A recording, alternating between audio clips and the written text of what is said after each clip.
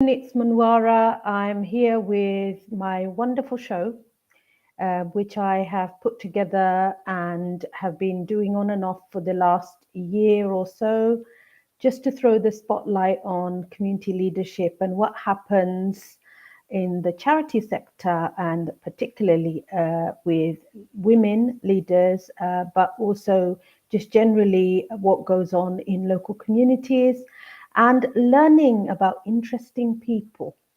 So I have a very interesting guest with me today, Rebecca Thomas, and I am going to introduce her in a minute, and hopefully she will join us soon. However, before I do that, thank you to everyone who's here watching.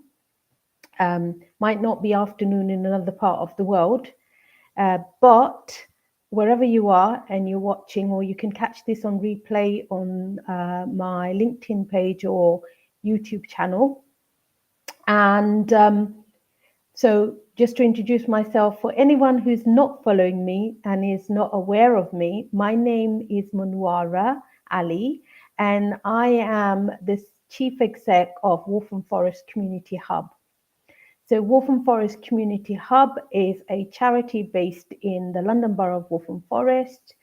And what am I doing here at lunchtime in the middle of the week when I'm meant to be doing my CEO job? Well, I am doing my CEO job. I've been doing emails since this morning, and now this has been planned so I can have this interview conversation with Rebecca to get to learn more about her and who she is and what role she plays in community work. And so it should be an interesting conversation. I think we might be experiencing some technology hitch, but let's see how far we get. Rebecca, are you with us? Hi, I am. I'm here. I'm just trying to get the camera to come back on and not to be frozen. So hopefully you'll all be able to see me and you won't just be talking to my black screen, Mawara.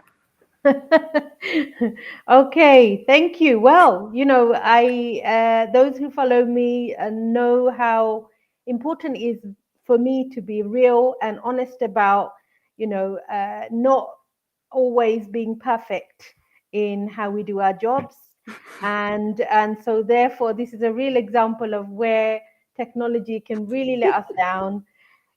Can we fix it, Rebecca? Or if not, I've seen your lovely face. Maybe we just, just continue, or we reschedule. What would you prefer? I'm happy to still talk. I don't know if you want to talk to Yeah. my still picture or if you'd rather I took it off screen. No, Sorry no, about that. no. Let's do it, Rebecca. Let's do it. I think we've both of us have really planned this, and we're both working, right? Mhm. And we've got things we need to do beyond lunch. And this is quite intense because we're fast moving individuals working in a very fast moving environment. So, yeah, let's go ahead. I'm happy with that if you're happy. Yeah, Yeah, sure. great, great. Let's So, try. thank you. Rebecca, introduce yourself. I know very little in terms of, or maybe what I do know, I don't want to say because I'd like you to introduce yourself and tell us who you are. Sure. So I'm Rebecca Thomas, and I am currently working as the Waltham Forest VCS, which is Voluntary Community Sector Development Coordinator. And I am working with Mind, City Hackney Waltham Forest, who host my role. And I'm also, I have the privilege of working with quite a few other organisations as well, and key leaders from around Waltham Forest's community sector. Monwara is one of them. Thank you. Thank you for your introduction. But I'm going to ask you something that's probably not part of the script, which is what's your morning routine like, Rebecca? Oh yes, that's very unexpected. So on a good day, I would usually wake up by about 6:45, start getting ready. Although I know I shouldn't, I often have a little bit of a glimpse on my phone and track what's going on sort of on social media and on the news. Then get up by about 7 and kind of straight off into the bathroom, shower and everything, and get ready. Sometimes, especially if I'm dog sitting for my neighbour's dog, I would be up and out and do a bit of a morning walk as well by about 8. And that's a really good day. If I'm not, I'm really bad at getting myself out of the house without a good reason. So I would kind of tend to do a few little odd jobs, run a few errands, and then kind of gather up all my stuff that I need to start my day officially. If I'm going into the office or doing a community visit, I would kind of find my way over to Waltham Forest or down the road to City Hackney Waltham Forest Mind, which is just at the top of Mare Street in Hackney. So yeah, big variety really. Excellent, excellent. I just thinking about your morning routine and early starts. I think for me, I get asked as well, how do you fit it all in? Like, how do you juggle everything? And the flexibility is what you point out in terms of work. Your employer allowing that flexibility, and I'm quite fortunate in that respect. I work from home a lot, unless I'm going into the office. But the downside is not getting out. So sometimes I must say on purpose and deliberately, I won't buy 1 or 2 important items that I know I need for every day because it's an excuse to get out. And I'm so close to a park Totally. yet terrible. I'm trying to put in the morning routine of like moving my muscles a little bit. Yes. But it just isn't working. And also, I've started trying apple cider vinegar. I don't know why. It's horrible. Oh, I tried that a few years ago. I really hate it. It was a really bad time, but apparently so good for you. Maybe I should get back into it too. Yeah, I'm trying anyway. We'll see how it goes. So, Rebecca, you introduced yourself and your role as voluntary sector development coordinator.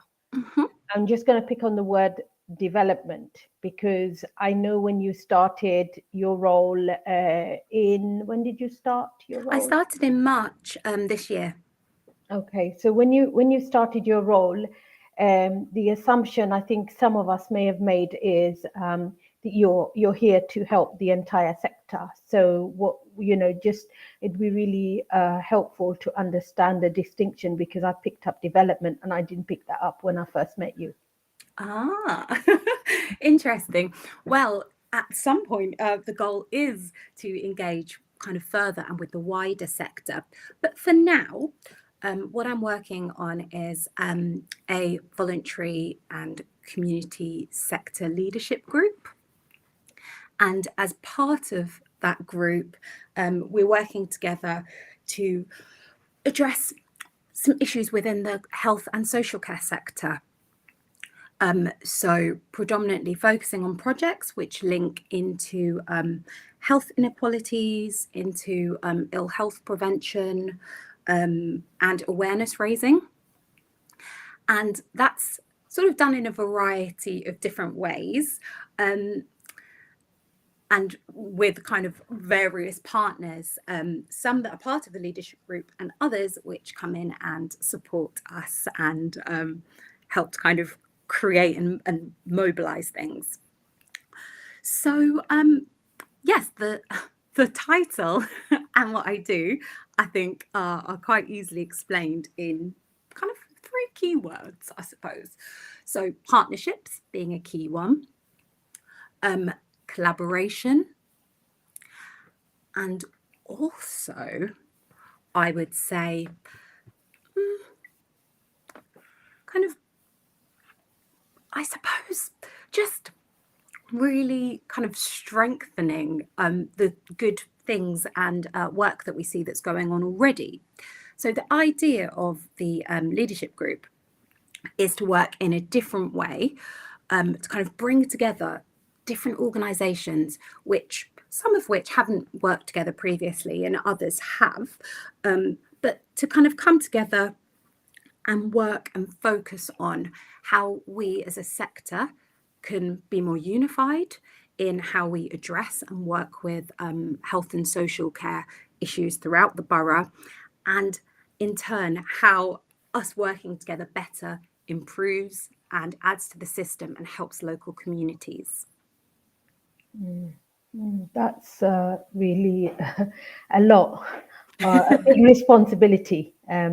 Developing like is a much more greater responsibility than just coordinating, and that's why I make that distinction, because it's quite a heavy role, but and it does come with its challenges as well. And you said you've been in the role for what, 5 months, so and in that 5 months your role has been to develop that group. But so tell me about this leadership group. You said their purpose, you explained their purpose, and who are they? Don't mention me, though. You're not allowed to mention. Okay. Well, Mawara.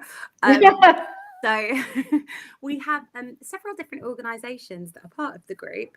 So we've got Age UK Waltham Forest, we've got Health Watch Waltham Forest Community Hub, Leighton Orient Trust, Mind City Hackney Waltham Forest. Usually I miss myself out when I'm going through this list, so it's good I've remembered. Waltham Forest Disability Resource Centre, Carers First, Waltham Forest Parent Forum.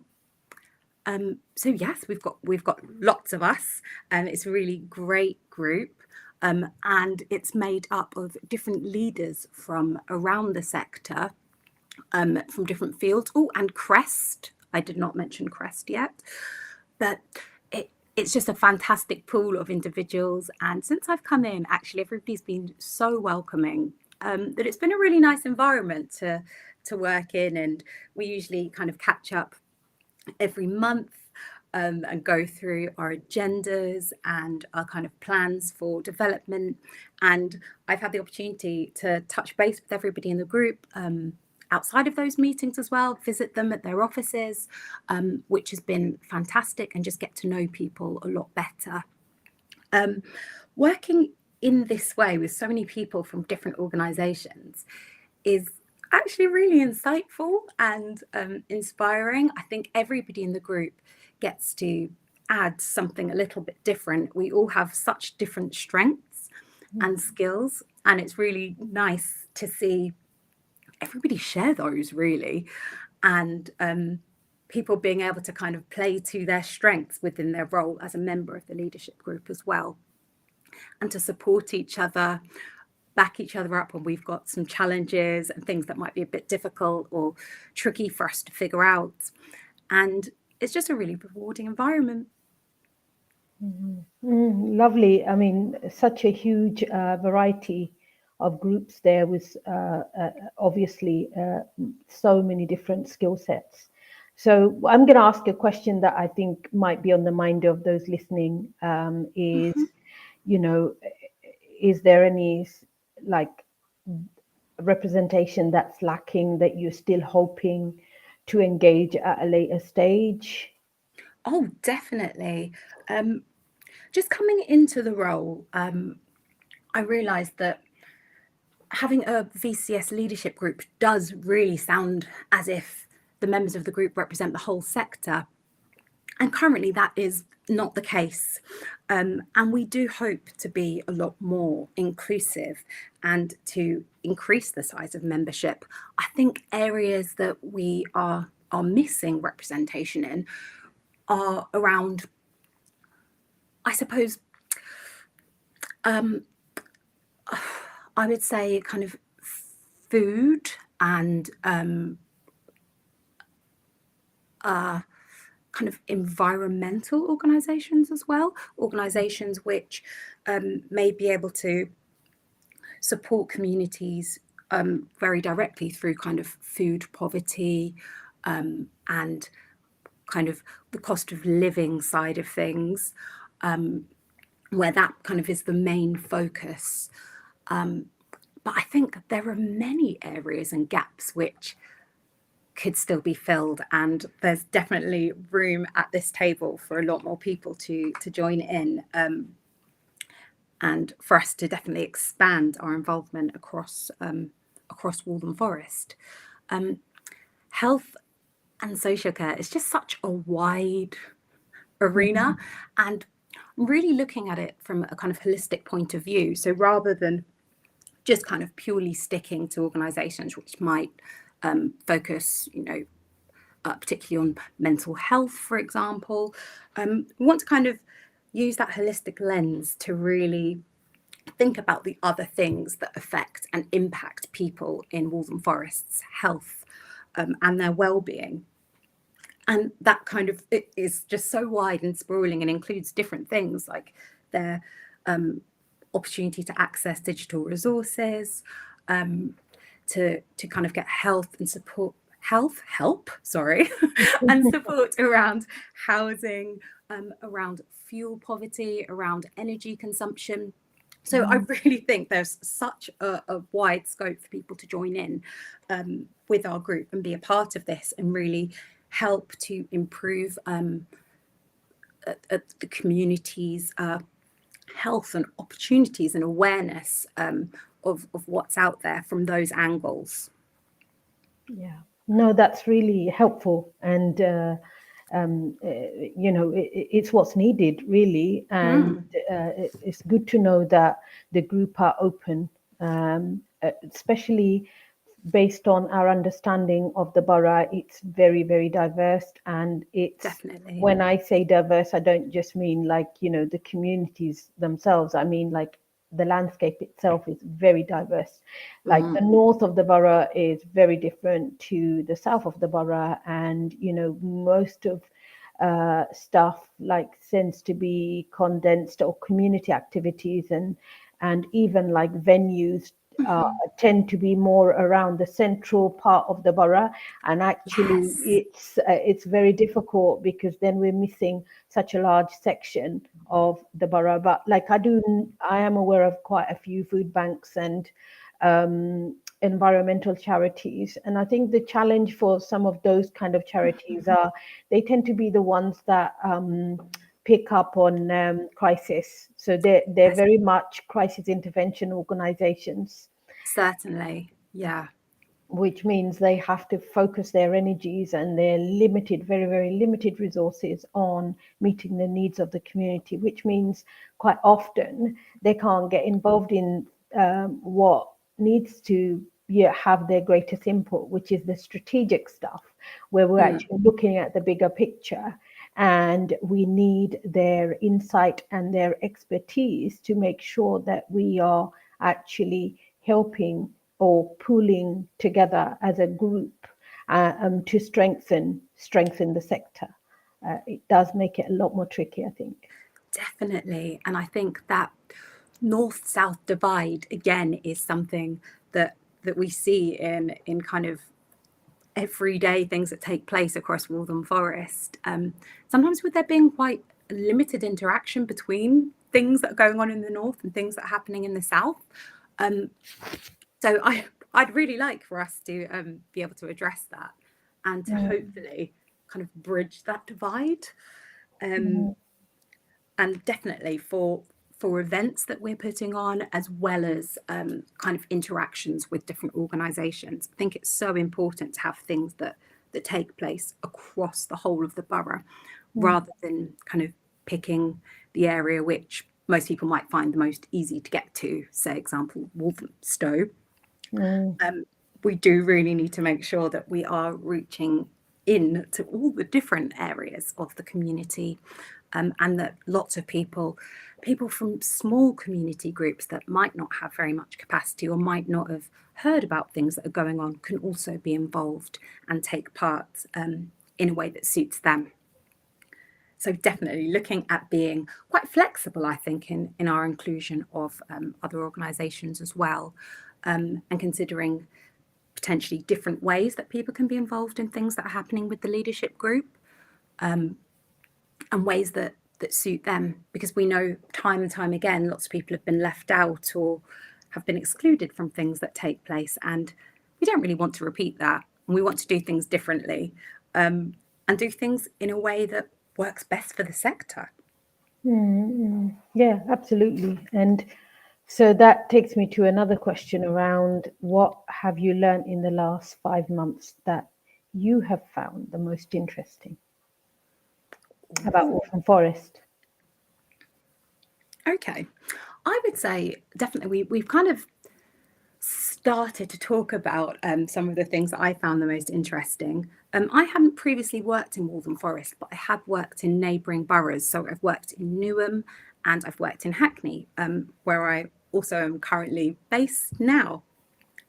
And just realising the vast difference in the landscape of Waltham Forest and what kind of happens across the system was probably one of my most interesting, I'd say, discoveries. Although I have found with the system that the system works in similar ways everywhere, if that makes sense. You often have the similarity of different kind of core services and large organizations working in quite siloed ways that are very separate. And everybody sort of working with a lot of the same people in the communities, but not having strong links together to come together and make sure that they're best supporting those individuals or those families, as well as organisations at times not really being aware of what each other are doing. So then there's often the opportunity for, well, it's not really an opportunity, it's not a great thing, but at times there could then be over kind of duplication or saturation of one particular event or topic. But I do think that with some duplication it is useful, because people do things in such different ways that actually one organisation hosting an event around let's just say fuel poverty might be done in a completely different way than another organisation would kind of do it. So we do need to have some things that might be around the same topic, but be aware of what kind of each other are doing and how we're doing this. I think one of the greatest things I've discovered in being here is actually how open lots of people are to working together, to collaborating, to kind of visioning of what the sector could be and how we can grow and how we can really sustain momentum and better support ourselves as well. And that's been, I think, one of my favourite things. It feels really hopeful, it feels very positive, and it feels a really good place to be right now. Lovely, wonderful. It's reassuring. And I just love your understanding of, progress and the need within the sector, and your understanding of systems, because that is absolutely key. I have a lot of respect for systems. I'm interested in people, and relationships matter to me more than anything. And I think both of those things are really important in collaboration, including systems, and recognizing that systems are going to be different because we as individuals are different and we do things differently. And sometimes we can be in a real tricky situation where we expect people to do things our way. Yes. Using our systems, which might not work, which is why having an open mind and that level of flexibility makes such a huge difference. Totally. And it is all just about relationships. The system isn't an abstract thing. We are the system. The system is made up of people. So if we are strengthening our relationships and we're really taking the time to have honest and open communication with one another, we're able to work better together, and we're able to improve our processes and the way that we do things. And it yields much better results. Well, that's going to be my takeaway today. I'm going to definitely quote you. We are the system. We are the system. We are the people are the system. Excellent. I love that. And I had this quote that I came across, which Mhm. I thought it would be really nice to ask your perspective on it. The Yeah, opposite of poverty is not wealth. The opposite of poverty is justice, by Brian Stevenson. And what's your take on that? I really love that. That it made me take it so literally and to start zooming a million miles ahead and thinking of just all the ways that poverty is injustice, and poverty and its links to health and poor health, ill health, um, and the need for kind of greater justice within our health landscape. And it kind of took me off on a little bit of a tangent to thinking about basically back to health inequalities and and health justice. I think that the quote is so accurate because poverty can be of so many different things. You could have poverty of health, poverty in terms of your financial um, status, poverty of opportunity, and just the lack of so many things that often come from a really awful and unfair place and prevent people from being able to engage in society in a way that they would like to. And I think it's really key for us to kind of hold that in mind, especially in the work that we do and within our sector, as we all strive to kind of make things a lot, well, to change things and to bring equity into our system and into the way that we work. And it makes me think a lot about the discussions that we have sometimes about kind of changing our mindset and looking at things not from a place of scarcity, but Hmm. seeing ourselves in a place of abundance and opportunity. And I think wherever there's a lack, there's always an opportunity to kind of turn things around and to do things differently. And that's one of the things that I really like about kind of the conversations that we have, you and I, Manwara, and that I also have with Vanessa, who's part of the leadership group, and I work really closely with over at Mind City Hackney Waltham Forest, Mm. and just the ways in which you both are able to kind of understand the system and understand what kind of needs to be done and what can change, but to do that with a really bold and brave kind of face on, and to be able to get these things done, um, but in such a kind of calm and cool manner, even when things are really difficult and really tricky. And that's something that I find so admirable about both of you.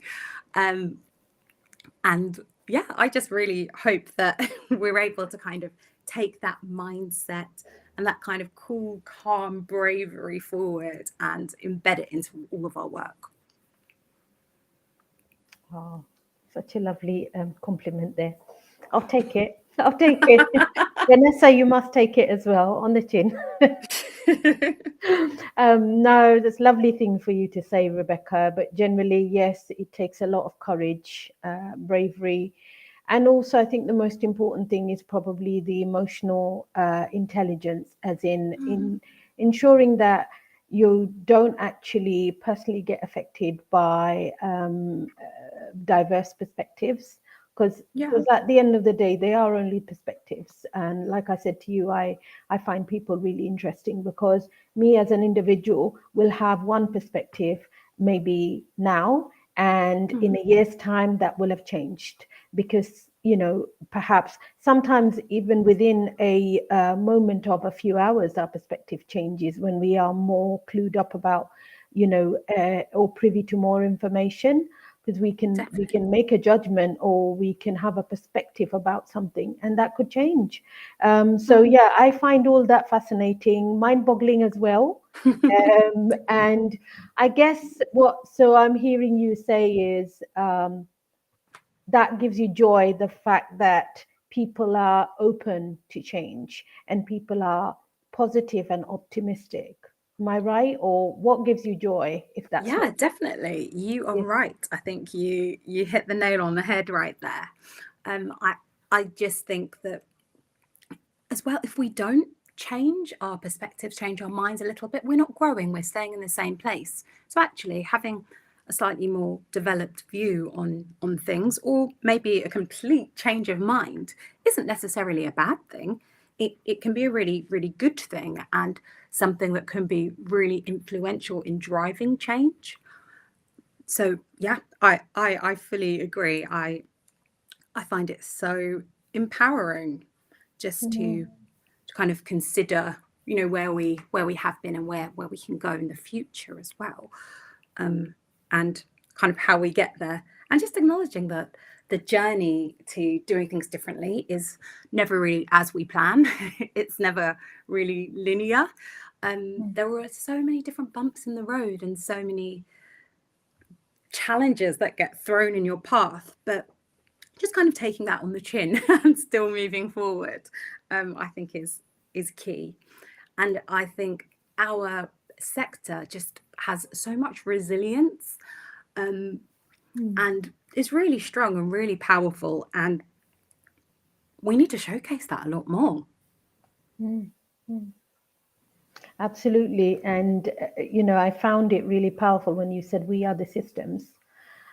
We are the system. And I'm going to just say a little bit because I know there's people that will be watching this, especially CEOs like myself that work in small charities and maybe, leaders of community organizations where, we're unhappy or we feel that we're hard done by as a sector because we're Yeah. underpaid, Hmm. we are like not appreciated, we're not acknowledged, but we're not very good at asking, are we? I'll tell you what's changed with me in the last year or so is I've now started asking, and being in knowing that I can in my role or in my, I would say, confident self, I have the power to,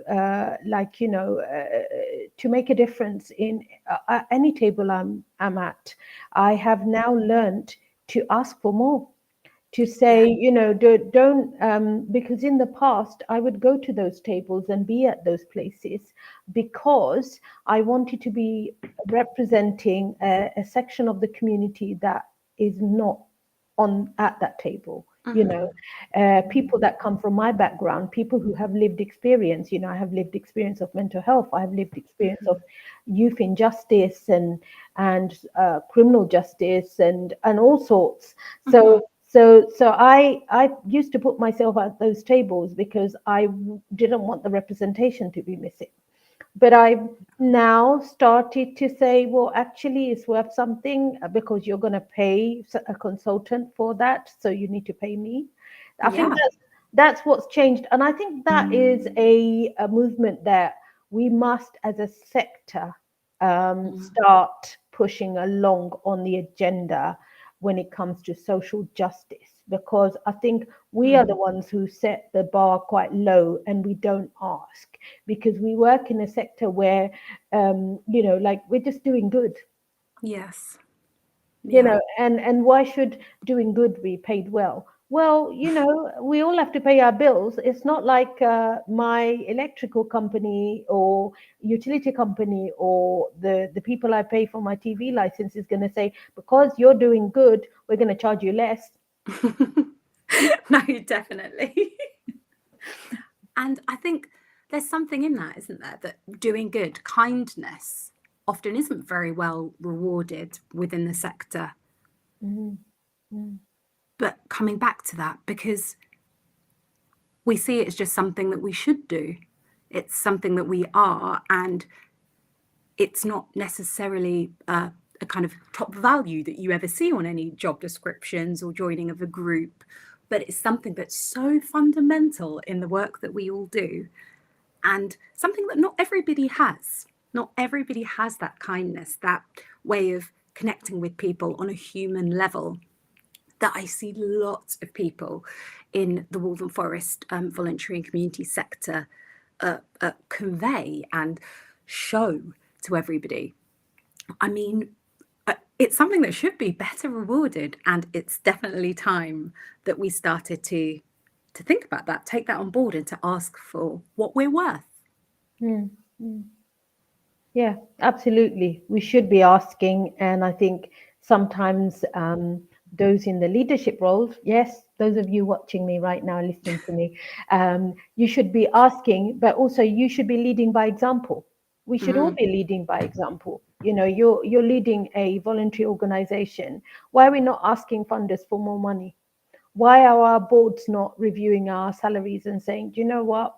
These people work really hard. They need to be paid more, or they're worth more. I mean, I know that I work with a very good employer, and throughout the pandemic, we've been really, as a staff team, been really cared for mm, by our board, and I know that they've 100%, if not more, prioritized the employees' well-being. But I think there is something in this because, like, there is government funding, and yeah. that government funding comes through local authorities. Statutory services are there to support the community, but statutory services have to lean on the voluntary sector. And I think when we don't know our worth, that's one thing. And knowing our worth and yet not demanding it, I think is Mm, just as bad. totally. Yes, it really is. And I think you just touched on something that's so important and has been echoed in so many different reports that have recently come out about the sector, that the system relies so heavily in times of crisis, in times of difficulty, on the voluntary and community sector, that in between those times, there isn't such a strong partnership and sense of collaboration.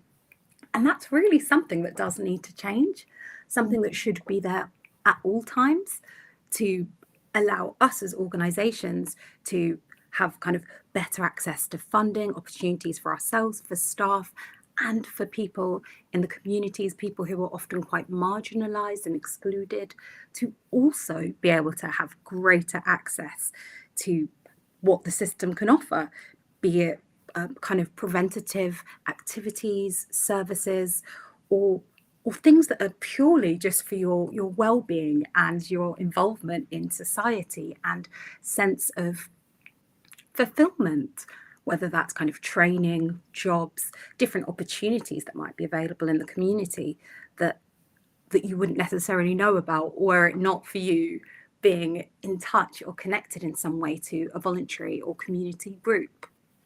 Mm-hmm. So, what would you say are the strengths of the voluntary sector? If you're just thinking of, say, you're recruiting Mhm. and you're looking for strength, what would you say are the strengths of the voluntary sector? In a Ooh, difficult in a nutshell. I suppose I'd say flexibility. mm-hmm, I would say resilience. mm-hmm, I would also say the compassion. mm-hmm, And I think those three are just key for me. I think they feed into absolutely everything that's going on in the sector and help with people's involvement, and help people to also start to think about doing things in different ways, being quite creative. Oh, I'm changing my mind. There's not just three now, there are four. Creativity is Hey. in there. I think there's just so much scope to, because we are able in the third sector to be a bit more kind of flexible in how we get certain messages across. We don't have as many restrictions as say some of our kind of statutory partners. We can do things in such different ways. I mean, for me, one of the key ways through this role that I've really been able to work with different organizations and people to raise awareness and share information about ill health prevention has been through some of the community health events that we've hosted this summer. And those were just, we were able to really just think about how we'd get the message out there and how we would get people in the communities, people to kind of know who we are and what we were doing and where things were going to be. And kind of took a step back and thought about the different ways in which events are usually kind of publicised and shared with the public, and found that lots of this usually takes place online. But we know that within Waltham Forest and several other boroughs, there has been, there's such digital poverty that just simply popping something up on Facebook, it's not going to have as wide a reach as you would ideally like it to. Lots of the people that we'd want to be at that event, that need to be at that event and need to know about the things that are taking place on their doorsteps and in nearby areas, won't get a chance to see that. And that's a really big problem, because then you end up with the same voices and the same representation at every event, and those people end up being the spokespeople for the community, when in actual fact we also need to hear from those people who aren't often heard from, the people who will be suffering the most, the highest levels of deprivation, of poverty, and the people who will be the most socially isolated. And one of the ways that we actually ended up publicising our events was just taking it back to basic and taking flyers and leaflets around to different services, different places in the community, cafes, shops, different places where we know that lots of our kind of varied communities will be and might just pop through doing their daily routine. We also did quite a lot of kind of door knocking and taking things right to people's front doorsteps, so that they were able to find out about an event that was taking place around the corner from them that potentially they might not have had the chance to find out about, especially if they hadn't maybe been to the local GP surgery or something where there was a poster. They wouldn't know. So I think just really thinking outside of the box and doing things in different ways really helps.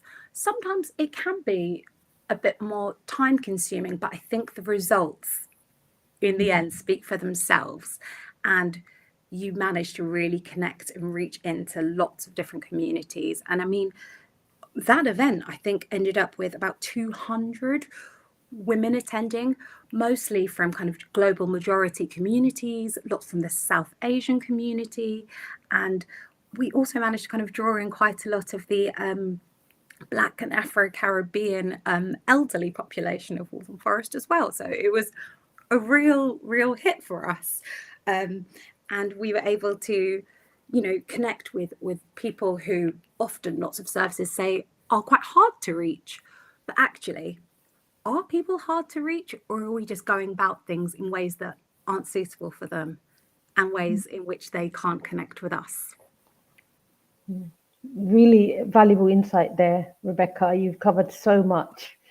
And I just, for people listening, it's a real insight as to how to think outside the box and work outside the box. That's something that, only the voluntary sector can do. And, the most powerful out of all the skill set traits that you talked about in voluntary sector, I think is that creativity.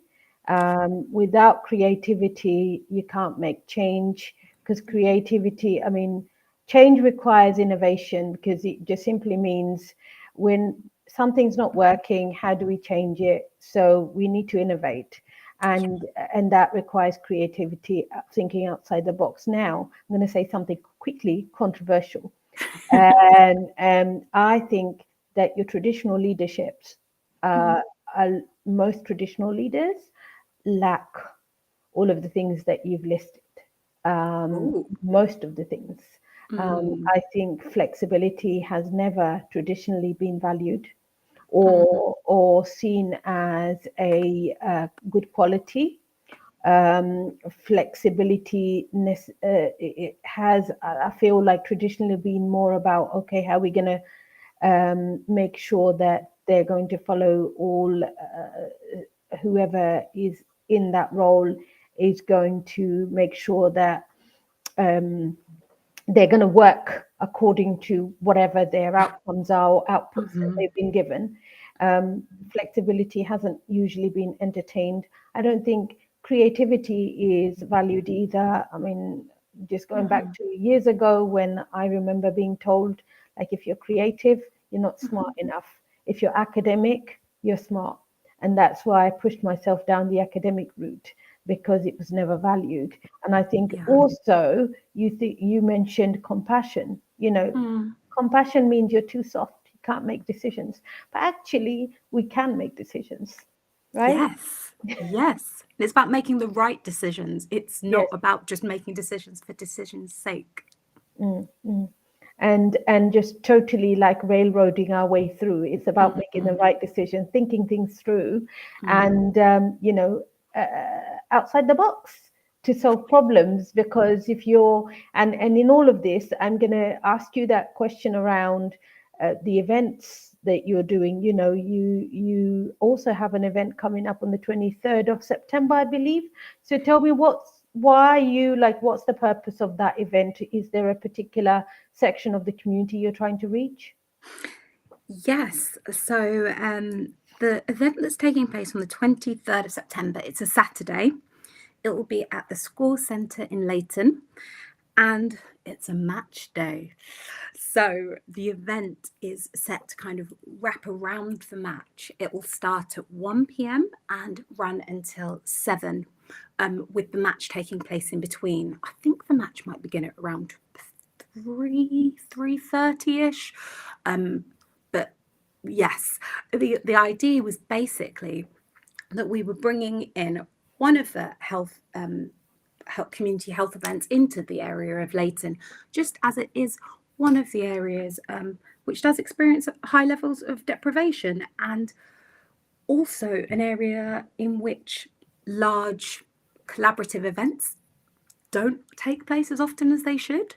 I mean, the Leighton Orient Trust, who we're partnered with to do this event, are working kind of really hard and tirelessly to work with commissioned services, statutory services, and to bring more going on into the area. And they cover quite a few of the wards that, have high levels of deprivation. But it was just a real chance for us to work with them and with the leadership group and with our NHS and public health, who kind of lead on health inequalities throughout Waltham Forest. So it's definitely a key opportunity for us to all work together and to bring a whole host of different activities and events and services into the area. So we'll have quite a lot of different things going on the day, actually, and I'll link the poster into this chat or on our LinkedIn so that people can also have a little look. And all people are welcome. The event is completely free. You don't have to register online. Again, we chose not to get people to register online because we thought it would put quite a lot of people off. Maybe if you don't have the digital skills to be able to go onto Eventbrite, or if you can't access the internet at all. So we will be seen around the local area, flying, and just kind of letting people know about what we've going on. And there are also opportunities for people who might want to volunteer and to be part of the event on the day. So I'll also drop the link to the page where you can sign up to volunteer with us. And we're doing this in partnership with Legends of the Forest. So there is an event page and also a very easy way for people to sign up. And yes, the more the merrier. It'll be fantastic. The event will also have GPs and nursing staff doing health checks for people from the age of 44 and over, and we'll also have some of our staff team from BART who will also be able to do some health checks for people who don't fall into that age bracket but still kind of require a little bit of support or might want to know a bit more about what they can do to kind of keep in good health. And there'll be a variety of different stalls, different taster sessions going on there. We wanted it to be quite an active session. So you should have some snippets from different organizations, and different activities, from kind of little fun competitions to walking football and kind of cricket and different things going on indoors, in the sports halls, over at the Score Centre. So it should be a really good day, and people can drop in. There's no obligation to stay from 1 to 7. You can come by, see what we've got going on, and even if you're at the match that day, people can pop in and out as they please, and there'll be some fun things. Also, some great snacks provided, by the Farm Community Kitchen, which is also based in Waltham Forest. So yes, please do come along, check us out. And once I've posted the flyer, send it on to your networks and communities. It'll be a good time. Well, I was going to ask you right at the end, what's your call to action? But you've already covered it. But I'm going to mention somebody. I'm going to mention, obviously, Kaz, who manages the Farm Community Kitchen. I can't wait till the day I have her talking to me as well, like this live. And Roisin, who works extremely hard. And I know she's part of the leadership group. I've known Roisin working in various roles in Waltham Forest. And Roisin, I'm after you. So you're going to be one of my next guests. Not sure when, but I'm going to have to persuade you somehow. But Roisin, like us, is a lover of working in the voluntary sector and does amazing things in the borough. And, you talked about this event coming up, and you talked about collaboration. And I just noticed a message earlier from Kate Sachi, who said collective. She's talking about collaboration. So she said, I just want to see this quickly on my message. I don't know if you've seen the message, but she talks about collective. She talks about collaboration, but I just really liked her thing about her comment about collective problem solving is where the gold lies. And I thought that was a really interesting way of describing the power of collaboration, because you've been talking about collaboration. And on my notes, I had noted Kate's comment and just wondered what your experience has been in terms of what's been challenging about collaboration or collaborative working.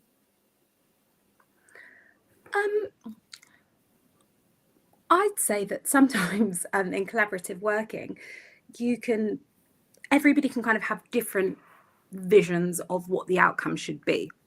So in that sense, I think it's always important to take a bit of extra time and sort of go back to the beginning and really get people to dig deep and pull together so that we can all have the same vision. I think where people's visions differ is where you often get an issue with the collaboration. And also when people might have a sort of different agenda for the collaboration that they might not reveal. Perhaps it could be for a number of things, really. It could be through maybe being a bit unsure, or it could be of something that they are hoping to kind of gain out of working together for themselves or for a different organization. But I think just being really open and kind of having everything out there is what makes the collaboration really easy. And although we're all leaders in the sector, none of us know all the answers. And I think that's okay. It's all right to not know everything and to be a bit unsure sometimes. I think that's where you can really kind of pull together and then you can move forward. I mean, using people's different skills, and some people feel more confident in different areas. And I think that's where they really need to shine, and they can then help to influence the group or to keep the group moving forward. I think it can get really difficult when you kind of get that sense of feeling a bit stuck, or not being sure where to go. But kind of also being comfortable to sit in that space where you're not very sure of what's going to happen next. And Mawar, I see you smiling there. You can't see my face, but I'm laughing because I just think of some of the conversations that we've all had in our leadership group and the ways in which we've been able to kind of influence each other and kind of pull together to really make sure that we're still moving forward and that we can keep achieving things month after month, even when things feel quite difficult, or it feels as if we're not really, making progress in the way that we'd want. But I think perseverance is super important as well in the collaboration, and just being there and showing up to colleagues and people that you might be working with as being a reliable and safe individual. People often are able to work at their best when they feel the most comfortable and when they feel secure, and feel that whatever you discuss, whether it's a problem or something you're not sure about, is safe with you, and you're not going to judge them or to kind of take what's being discussed outside of that space, but making sure that we have that time and that you bond, I think is essential in working together. And in this age, especially like we were talking about at the beginning, with us all working so flexibly and spending a lot of time working at home, you don't really have those moments where you're all kind of together in person and working across teams and across different parts of the system. You again aren't always together. You're not all in the same office all the time.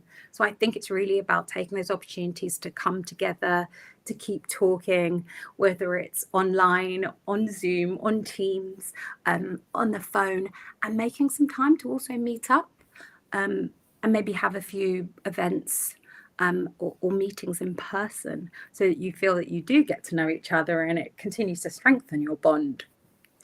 I completely agree with Kate. I do think it is gold. Yeah, no, I agree 100% as well. And you just touched on something that I think we probably would need another hour to discuss, but let's not go into it. But vulnerability and what does true belonging mean? And you reminded me of the quote by Brené Brown about, Love Brené Brown. Yeah, her quote, and I think this is like, I'm not the only one in this sector for whom Brené Brown is someone that we kind of, are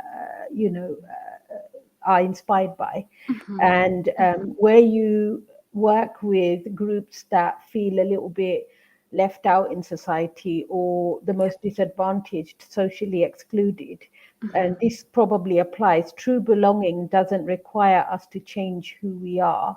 It requires us to be who we are. And you talked about that group and bonding. And I think that true belonging or vulnerability, which is what you just touched on, is very hard because it takes courage. And we often find ourselves changing in certain environments to fit in. Yeah. Because we're expected to fit in. We can't be ourselves.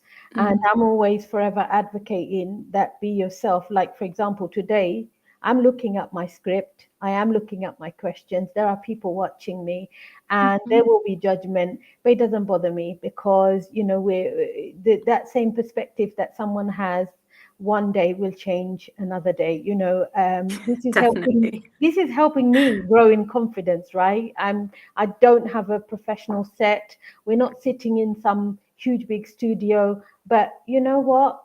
We're just doing this, and this is how we make a difference in the community. When the pandemic hit, I don't think we were busy looking around to see how well dressed we looked, and how professional our approach was, or how we came across. It was more about like, let's save people. Like, people need to pay their bills.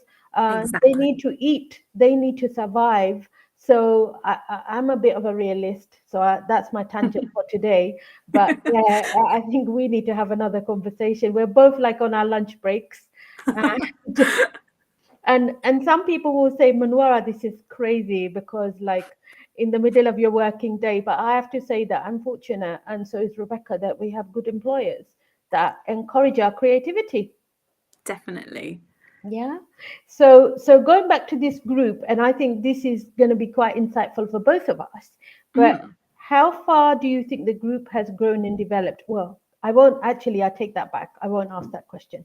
What do you think we have achieved? If you had to like just roll off a checklist of a number of things you think we've achieved as a group in the last, what, 5 months?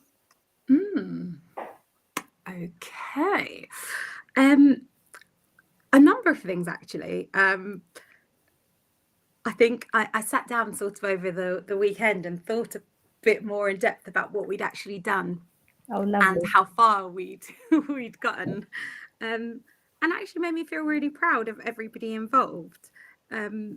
We've worked in a way that hasn't been done and hasn't been seen sort of in Waltham Forest for some time, and I just think it will keep growing and keep getting better. So from March until now, I think we have managed to increase system involvement um, across different meetings that are happening in different spaces, in various kind of pilots that are also taking place, and visioning groups, um, and managed to also kind of continue to ensure that there's VCS representation in all of these the spaces, and we're definitely pushing for more. And it really just makes me think more about when you said on your journey and how you wanted to make sure that you were there to kind of represent people who often aren't seen at that table, and voices aren't heard. And I think we really have a good opportunity to be able to do that, and hopefully to continue to share it with other people as well. But back to my list. So we've also developed some governance for the group so that we have a good internal structure and everybody's on the same page. We have the same vision and we're all working towards the same goal. We've explored and created some new partnerships as well, which can be seen sort of throughout the various events that we've got going on now, and also coming in October. We have put on the community events that we've been speaking about. I think the group has really acted as a system connector, being able to identify and to address system difficulties that often people who are in kind of different positions, such as local government, in the NHS, but quite removed from the sector and kind of what's going on here, to also let them know that these are some of the reasons why they might be struggling to reach into the sector and to get greater involvement. And to be able to do that in a way that's helpful, really, in a way that isn't blaming anybody, and to really just communicate some of the small things that we can do to change the way we all work so that we're able to better understand each other, to work together and to kind of strengthen partnerships. I think we've also been able to kind of launch various health literacy projects and to collaborate with our NHS, with NELFT, to get these going and to ensure that although these projects are in collaboration with the NHS, that there actually is quite a lot of autonomy in the way that things are run, and that nobody is actually coming along and dictating the way the project works, but we have such flexibility in the way we do things, and just being able to kind of sound out different ideas and share the plans, but not to be made to run a specific type of project, but to listen to the community and act accordingly. And I think that's one of the really interesting and key things about the group and the way that we've managed to develop. So we have been saying for such a long time, and I know you've all been saying before I even stepped foot in the door, how important it is that the voice of the different people that make up the VCS in Waltham Forest is heard. And heard and listened to. And I think we're really taking steps to change that. How will you know that we've been heard? I think by what comes next, by the ways that people engage with us going forward, the spaces that we get invited into, and by how that invitation kind of comes along, not as a kind of afterthought, but initially as something starting up. People saying, oh, actually, it'd be really fantastic if we had this as a more kind of open and collaborative space. Thinking about who often has the most connection and the most regular connection with communities and with people who live within them. And that's obviously the voluntary and community sector. And I do think there's been a little bit more change, and people are starting to see that actually the voluntary community sector are a key partner in bettering the offers and what we can do in terms of health and social care for people living within the borough, and just identifying that we also play a key part in the system and embracing that rather than adding it in as an afterthought or fighting against it and trying to do things in the way it's always been done. I think really getting changing their mind, changing their perspective is something that I think we've managed to start to do. I see you. I think as a group we are shifting some of that old thinking, but I think we've got a long way to go personally, because shifting that mindset means, like you said, the old way, changing the old way. And sometimes the old way is, okay, there's a group of people, how can we engage them? If we engage them, we're engaging the sector. And then it's marketing and advertising. You don't utilize a group that has been set up to be managing strategically to advertise. And equally, you also don't invite that group to a table just so you can tick a box. They need to be able to have an input. And I think that for me, my big moan these days is around like people's perceptions of what co-creation and co-production looks like. Because I think depending on what kind of our training, our culture is, we have certain expectations of what those words mean. And sometimes it's, I think I had said this in a meeting yesterday, it's like a chicken and egg situation. What comes first?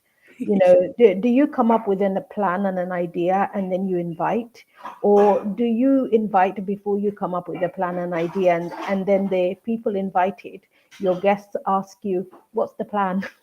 Because we're all used to, I think, I put us in that equation too. We're just as confused. We want to make change, but are we also like 100% ready for the change? Because I think we also are at risk of thinking the old way. So anyway, to move on to one of your next steps, which was the event on the 3rd of October. It's a collaboration, right? So tell us, like, what kind of workshops? So what's the purpose of that event then? So the event that's taking place on the 3rd is an event for the VCS. And by that we mean anybody who is a part of a community group, be it as a volunteer, as a staff member, as a professional, that would be interested in coming together, learning and seeing what's on offer for kind of different groups and communities within Waltham Forest. And also people who are interested in some different opportunities that we have to provide and share from our leadership group.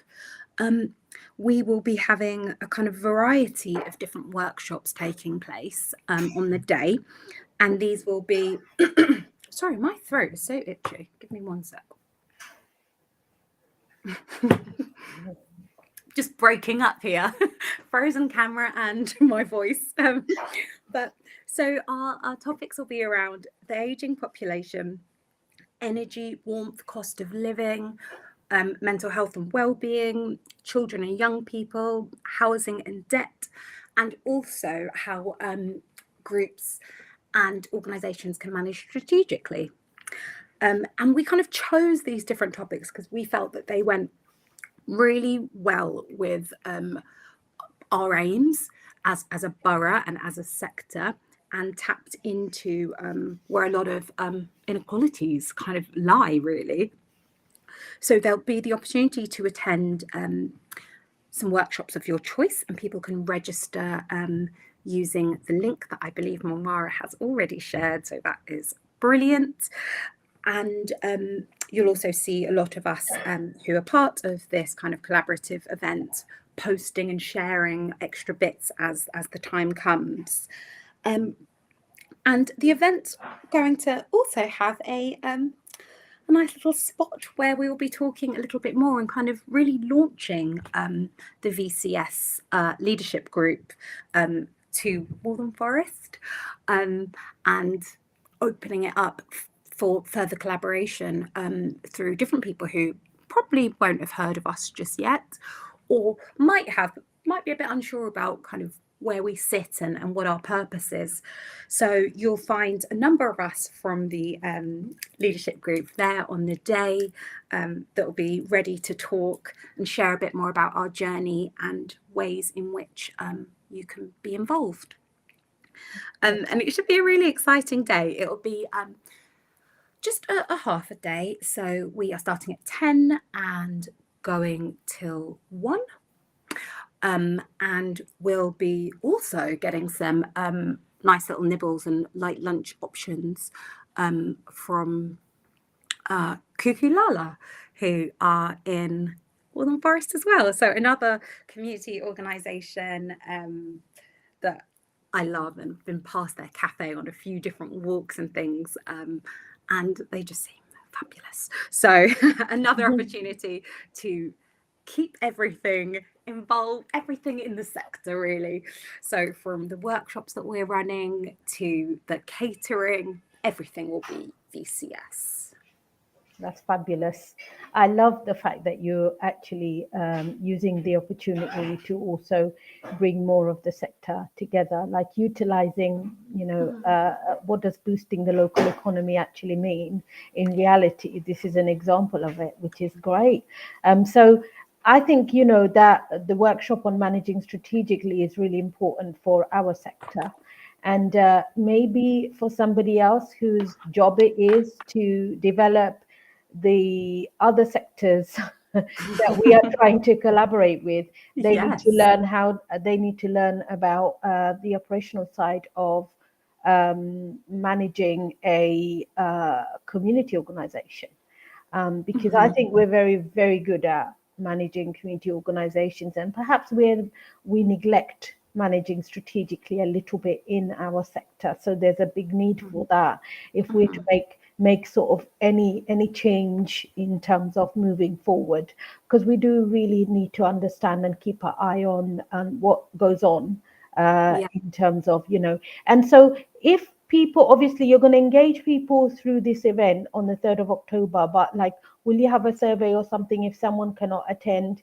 Because you got to think about ways to engage people, right? And you want to reach out to as wide as possible, right?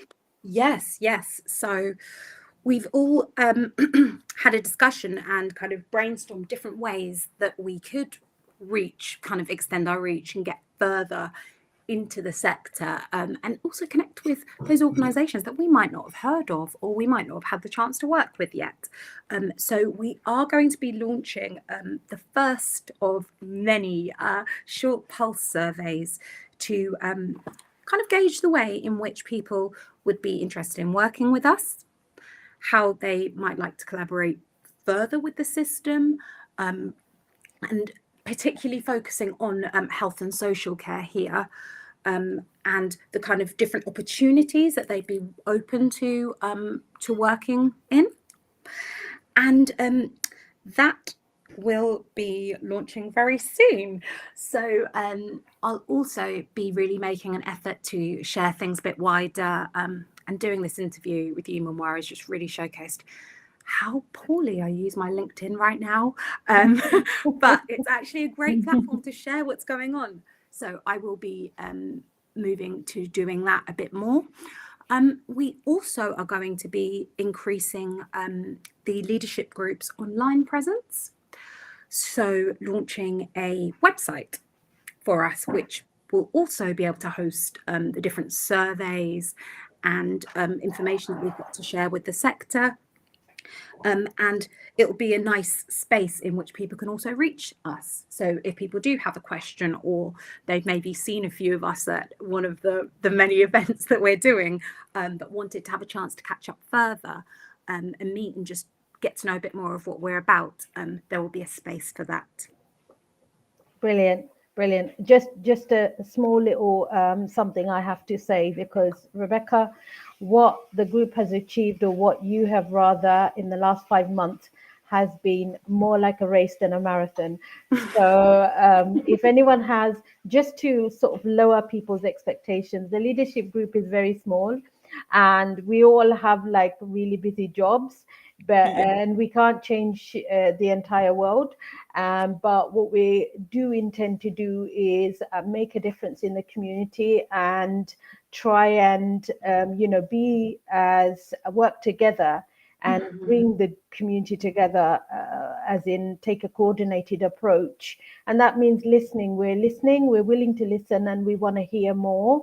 And I can't wait to see some of my colleagues, my fellow colleagues who are part of the leadership group, being a bit more visible. And you can watch this on replay on my LinkedIn page, but you can also get access on my YouTube channel. Yes, I have a YouTube channel. It's not what I do often, but like I do have a YouTube channel, and you can catch up on these things, and today's been an amazing experience. Thank you very much, Rebecca.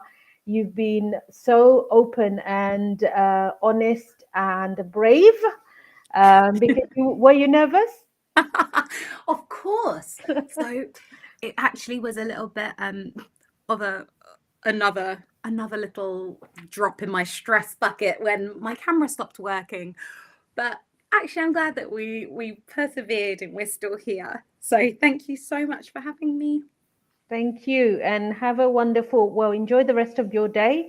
And thank you everyone for listening and sharing this space with us. As I said, you can catch it on replay. Whatever you're doing, wherever you're watching from, have a fabulous day.